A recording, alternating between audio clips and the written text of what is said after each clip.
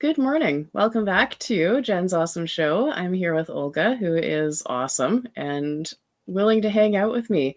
So things are pretty busy over in your life. What's been new and exciting lately? Oh, yes, a lot of things. First of all, thanks for inviting me for the second time.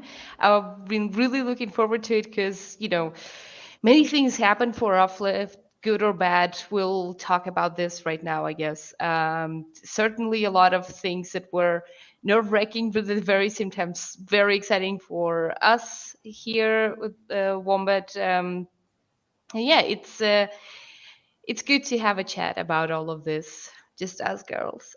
Definitely. Definitely. So I've been seeing a lot in my inbox about Wombat token lately. So where's that at? Just for a quick update before we get Oh heavy into yeah. the uplift stuff. Long story short, uh, we've been dogged for like the entire 3 years, pretty much, about doing a token. And now we're doing a token. We yesterday had our IDO, initial decentralized offering. We sold out, and tomorrow we're going on exchanges. That's Yay! exciting. It is Congratulations. And absolutely is. and so what blockchain did you launch on again? We are doing a double launch, so that's Ethereum and Polygon. The token will Awesome. mainly be used on Polygon because, no gas war, and all of that. But yeah, eventually, hopefully soon, we also want to have the EOS and Wax bridges. Nice. Okay. I'm excited about that. And congratulations on selling out. Thank you. Thank you. That was, I mean, nobody was very optimistic considering the market right now, but our community came through as they always do. They're they're real superstars. What can I say? That's wonderful.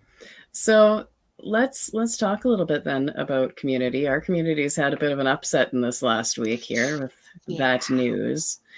Um, how how did that trickle down to, say, an organization like Wombat?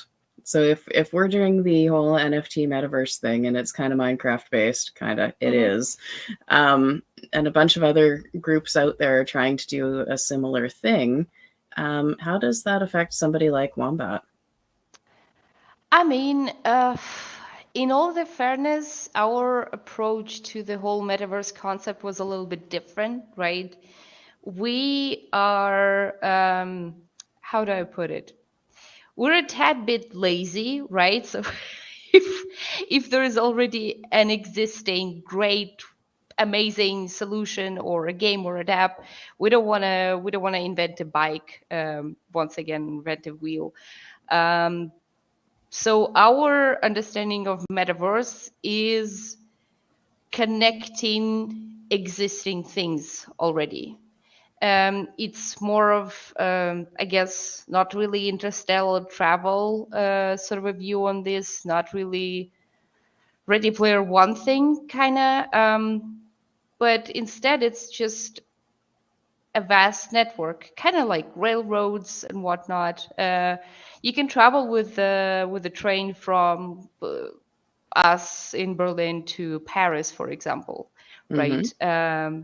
It doesn't mean though that things will be completely the same in there, Right. but there is this common mean that sort of allows you to travel in between these. And since it's still within the EU space, you can use the same currency to pay for things. And this is kind of like, this is sort of the angle that we're looking at it. We have the platform to distribute, to expose dApps, and currencies and whatnot, right? We have the highly engaged community, and this is what we leverage. And I think that this may not be ideal approach because I understand that most of the people would love to see the metaverse in its classical sense, maybe, with Mm-hmm. with our own 3D game and whatnot. But this is not kind of what we're focusing on right now. Not saying that this is never going to happen, but we feel like building something fundamental, something that will work with a lot of other things in a long run, is kind of it's an approach that for us personally makes more sense. That makes sense. I like that. And how are you finding community with that approach? Do you have a bunch of, different branches of community in the different areas where you're doing all the things, or is it more of a group thing, or people come and go? How's that all working? Well, there's certainly a little bit of everything, right? We have the core community, people who have been using Wombat for a long, long, long time. Plus, to them joined people who are super passionate about Dungeon Master, and we got a lot of folks playing on Wax thanks to this game, essentially. And then, of course, there are people who may not be deeply engaged, right? But they're still part of the Wombat family, so to say. So far, our funnel has been largely based on Womplay, right? So we're Hmm. running ads for it and whatnot. This is how we scored 2.6 million users. And then eventually, with kind of trying to softly push them towards the community side, like giving them some extra for joining the Discord server and whatnot, we kind of try to get them comfortable with the idea of belonging to a larger group that might not have the same interests, that might be a lot deeper into this whole crypto topic than them. And then for some reason, yeah, apparently we just attracted a lot of wonderful people who love helping one another, who share the same sentiments, who sometimes vent to one another, sometimes they educate one another. And yeah, it's a living process. It's a beautiful motion. And yeah, that's pretty much how we roll. So long story short, we kind of try to build people's journey from user of our product to a community member.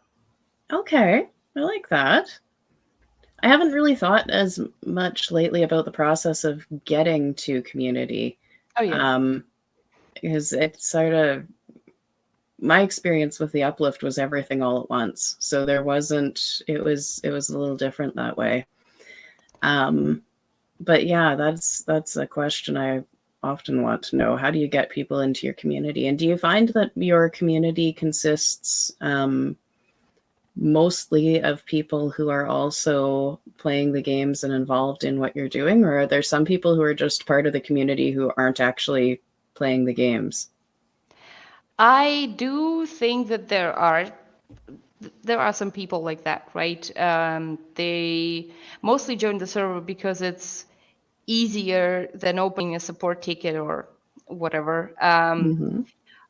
But that said, we don't see that a lot of them stick around all the more so. Like we have grown pretty quickly from like 20 something thousand to now 70 on Discord, and we kept asking ourselves, okay, there is no freaking way that all of these people are active on Discord and this and that and whatnot. And then we go to kind of prune and see who's been absent for a week or for more than 30 days, and we see like 24 people.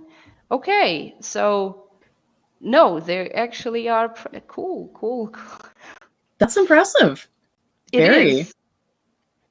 It's honestly, I know that it might look not really great on me as a communications manager and whatnot, but genuinely sometimes I'm puzzled. Like, how does this work? Why is it like that? Mhm. Nobody would expect this to go this way, but here we are. Yeah, I can understand that feeling completely. It's normal to see large numbers of followers or people who have joined and not as many who are active, but it's wonderful when they are. Exactly. I mean, with Uplift, it's a little bit of a different story because you have cooperation, creation at the core of your value proposition, let's put it this way, right? Hmm. But with us, pulling most of the folks in through one play that has a very transactional focus, kind of. You just play, then you get some Yeah. stuff, then you can flip it or sell it or whatever you do with it. And yet, we still get tons of people who are pretty active on Discord, despite the fact that they're new to the app itself, which is also very surprising. Hmm. Yeah, that is a bit of a surprise. Discord can be a learning curve, a worthwhile one, I would have to say too. But yeah, it's interesting. So tell me a little bit then, changing topic a bit, whether it's within the gaming world or without the gaming world, what do you love to create?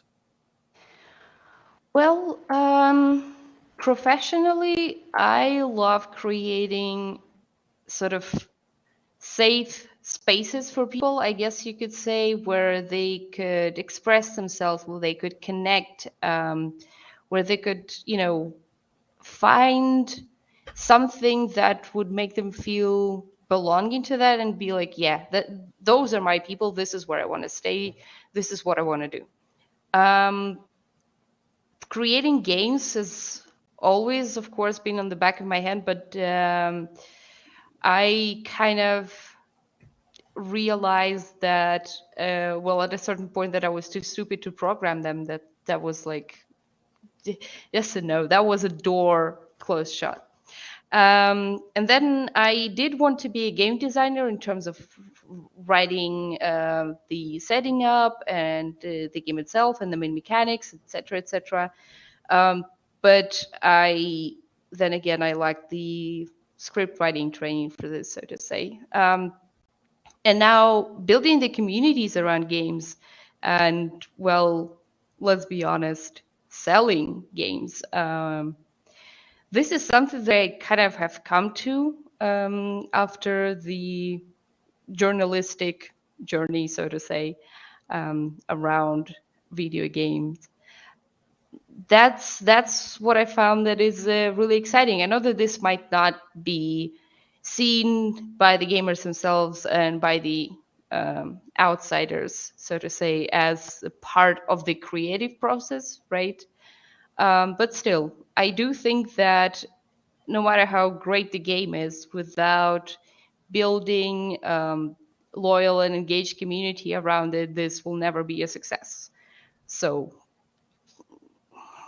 I would say that this right now is my burning passion. On a side note, we do have like we are trying to be very visual, very attractive and whatnot in the way we communicate.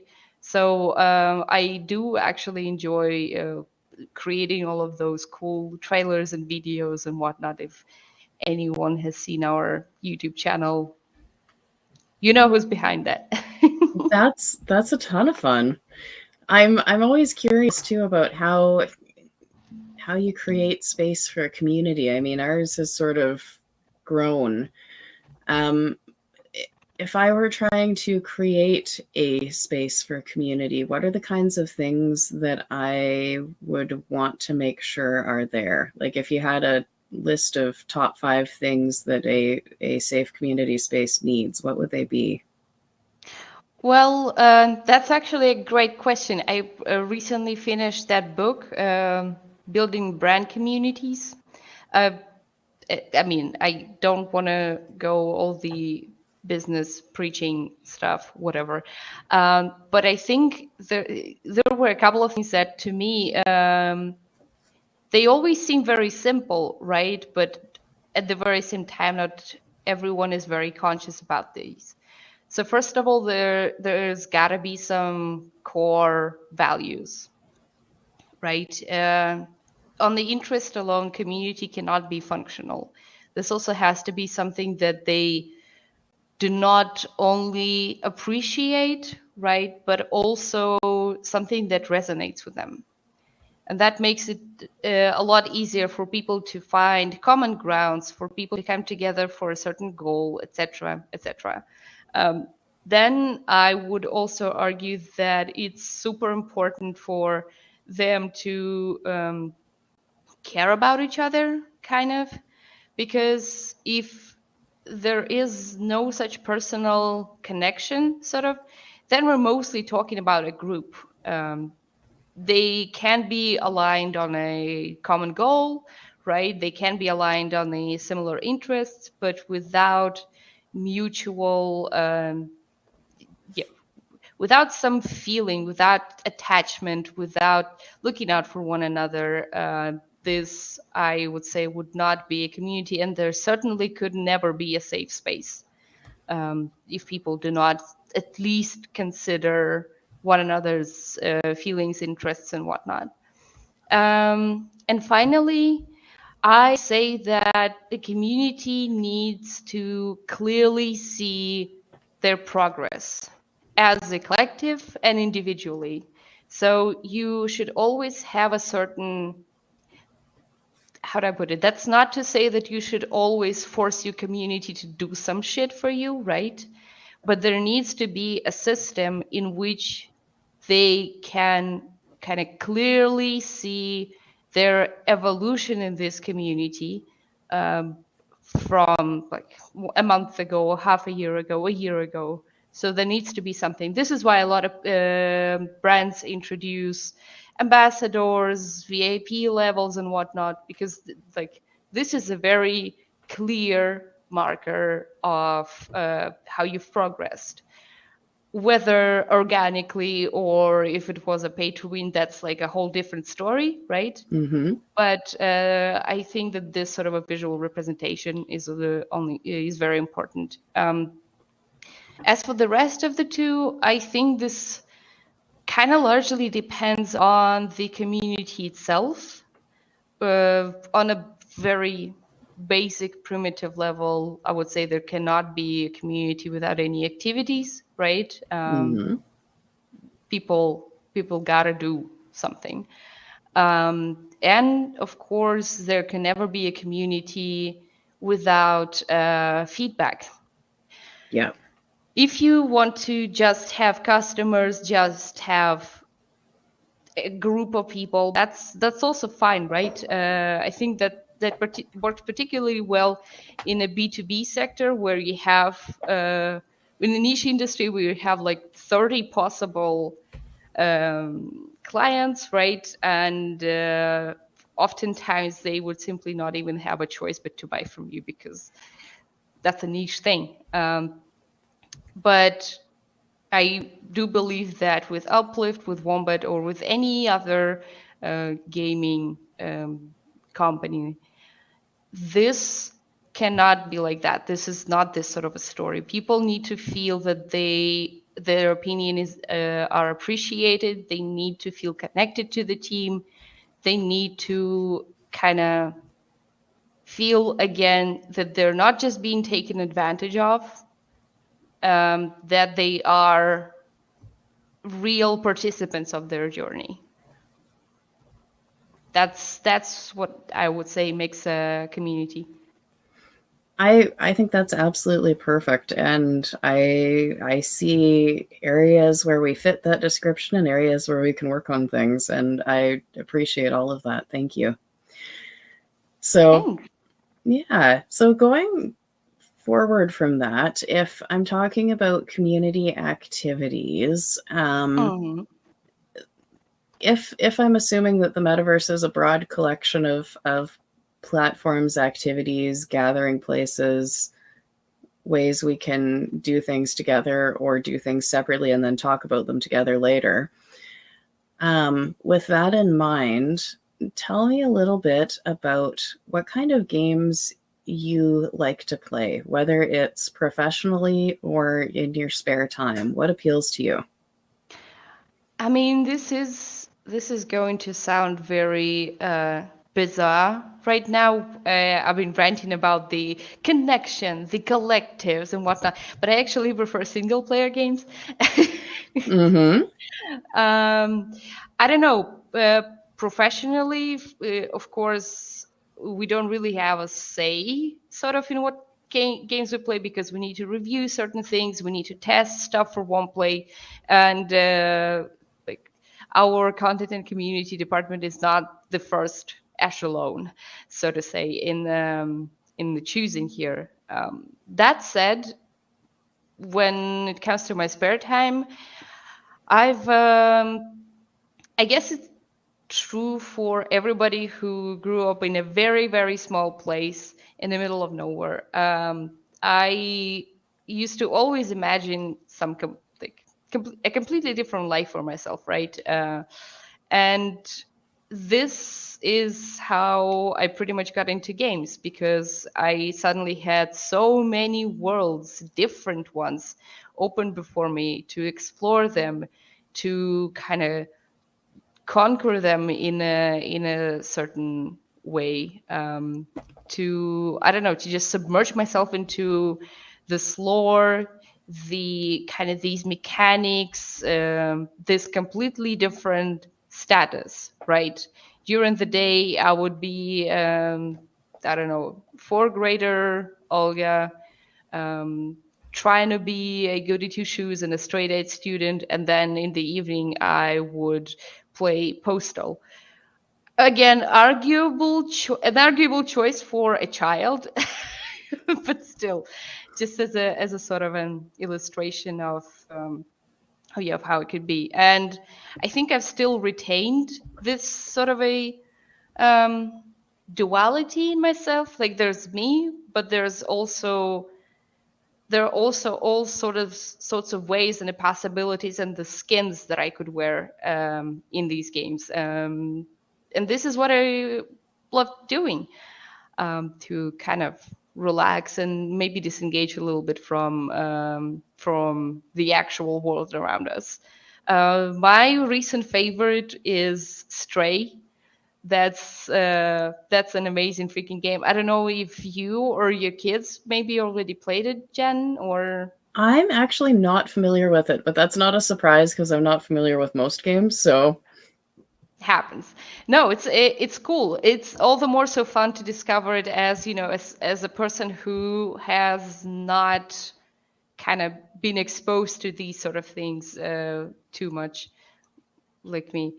No, it's a single player game where you play as a cute little kitty cat in a post-apocalyptic world where um, the people are gone, they're just robots, and then you're trying to make your way outside to the nature, to your cat friends.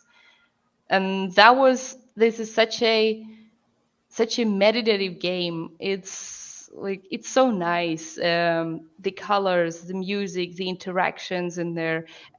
Sometimes it's just nice to, I don't know, scratch a sofa, meow at someone, chill near a street musician, curl up. That's that's the beauty of the games. They can really give you the chance to be whatever and whoever you want. I like that. So Hmm. I have sort of one closing question, if you will, here. Of course. Is there a way that you can think of that, yeah, to take that relaxing single player part of things and Hmm. work it into a multiplayer metaverse sort of thing? Because I find that I like that kind of thing as well. I like doing it near other people. I'm that person who is happy to read a book in the other room while other people are Hmm. hanging out. Hmm. That is quite a loaded question, I would say. Um, Kinda. I can only think of some sort of intermediary experiences in the Souls games. For example, traditionally you could summon others or invite your friends for a boss battle, right? Okay, yeah. So this is something that you can do together, and then the exploration part of the world around it is kind of up to you. But again, anything and everything is possible with mods. And the how do I put it? Your friends in the game, they're specifically highlighted in a different color. The friends and the invaders too, so that like they don't feel like 100% part of your experience, but at the very same time, you don't feel alone that much. Um, but I do think that something like you mentioned could actually be the case in a large open world games. Like if we take GTA Online, for example. Yeah. Again, maybe not the most peaceful game per se, but there's tons of side activities that you can do in there: paragliding, tennis, what have you. And those are all the things that you can do with other players. So it's not necessarily super intense, right? You don't have to go on a killing spree or whatnot. But you can do these relaxing things together with other people. And it's always going to be sun shining above you. You'll find yourself strolling around the Venice beach and whatnot. And yeah, that could be a beautiful experience indeed, I think. But then again, like I said, this is not something for everyone, right? Because obviously some people prefer fantasy stuff, some people prefer sports simulators, others prefer management sims and whatnot. So, like, as long as we have this very clear separation of the genres, and until we get a metaverse that could somehow, maybe through like different sections of rooms of it, could somehow support all of these things, then I don't think that we will get to that point yet. But at the very same time, I'm not saying that this is not possible. I like that. I mean, it really comes down to kind of who designs this experience, right? Because in the end, right now there are a lot of things, just how it tends to be, and I do think that even though everybody likes everything decentralized and whatnot, that there will be a point where we'll have like one supra metaverse or whatever you want to call it. And how that's going to be designed, or to what extent will the player's freedom exist there, then we will see. We will see how this sort of a concept will fulfill itself. Again, maybe we won't even have to wait for too long. I could say that this would be very possible within the next 10 years. Yeah, I would say so. And it might take that long to get, some sort of standardized interoperability happening. Yeah, of course. But I mean, we've only had internet for what, 30 years now, right? Yeah. And like the blockchain gaming and the metaverse concept compared to even the span of 30 years are like that young. Yes. They're Yes. tiny. So the time where we will get our own ICANN and what have you, this is all down the road. I think so. And I'm looking forward to every second of it. Oh yes, definitely. I mean, I love decentralized stuff as the next goal, right? But I also understand that without some sort of a consolidation, at least on the standards level, there's no freaking way that this is going to develop consistently. Yeah, it's no different than all the other technology. We use USB because it's standardized. Is it the Exactly. best? Who knows? But it's the one everyone has. So, Yeah. yeah. Yeah. That's like right, nailing it right on the head, Jen. Yep. Awesome. Well, thank you very much for joining me again and for all of your thoughts and insight. I appreciate it quite a bit. Thank you for having me, Jen. Always a pleasure to be in your show. Excellent. We'll do this again one day. This has been fun. Absolutely, we should. And do let me know once Once, Uplift, yeah, yeah, once the either dust moves has on to settled. something else and or whatnot. I think we're leaning in the direction of both, keeping what we have alive and Hmm. well since it is alive and well, and then working on something else at the same time. So, Okay. mm-hmm. It's Only ambitious, only but ways forward, ever growing. Good to see Uplift on that exactly, path. exactly. All right. Well, off I go, and I will be back tomorrow at some point for something somewhere. I don't have a plan yet, but there you go. So, Go with the flow. exactly.